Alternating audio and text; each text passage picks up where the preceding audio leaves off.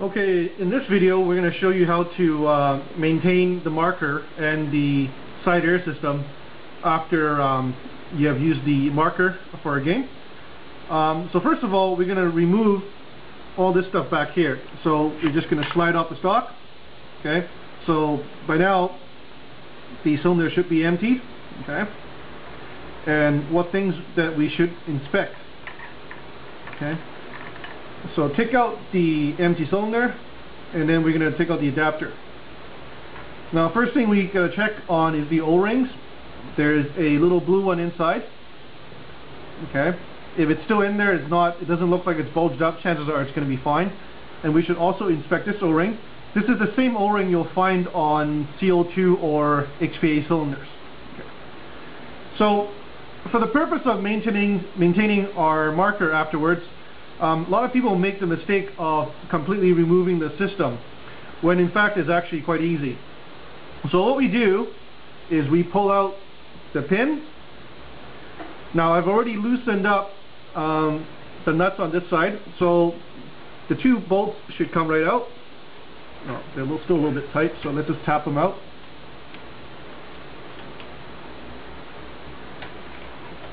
Okay, so that's one.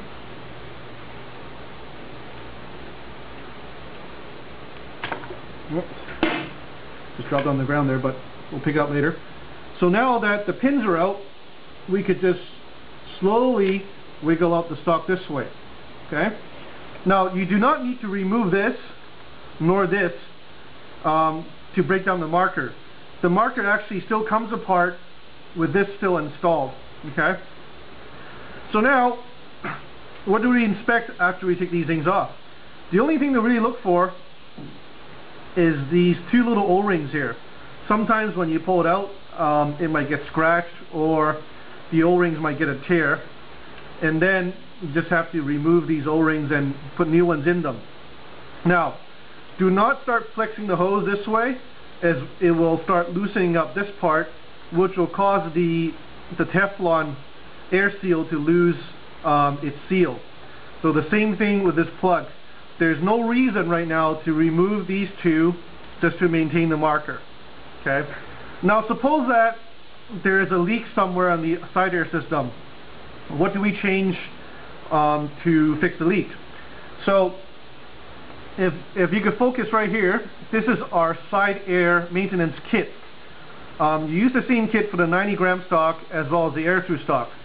There are two pins, 4 Teflon air seals, 2 brass rings, one for the front, one for the back, 2 medium-sized O-rings, which actually go into here, I'll just show you in a bit, and then 10 of these little O-rings, which are these little guys here. Okay, so suppose that you have an air leak somewhere, okay, and say the air leak is coming from here. So what we do is we take a crescent.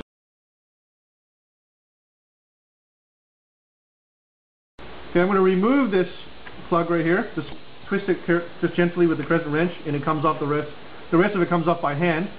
And then I'm going to twist this little ring out with the Teflon seal in it. So you're going to twist it out,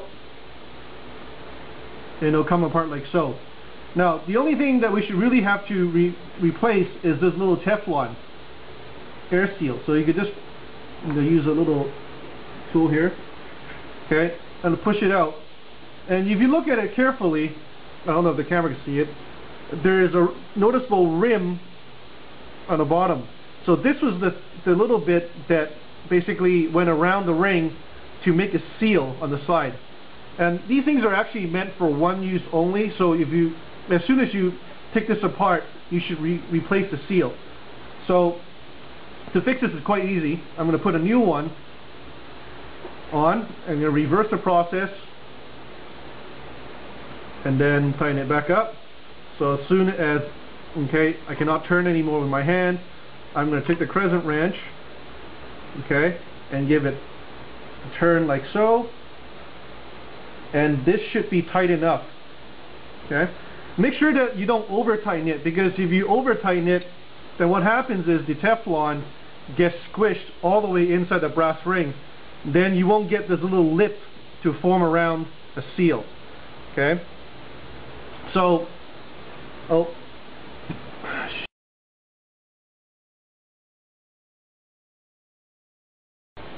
okay, now suppose that you have an air leak from back here somewhere. So what we're going to do is I'm going to take my 13mm socket. I'm going to start taking the back portion apart.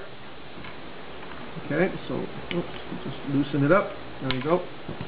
And I should be able to remove the rest by hand.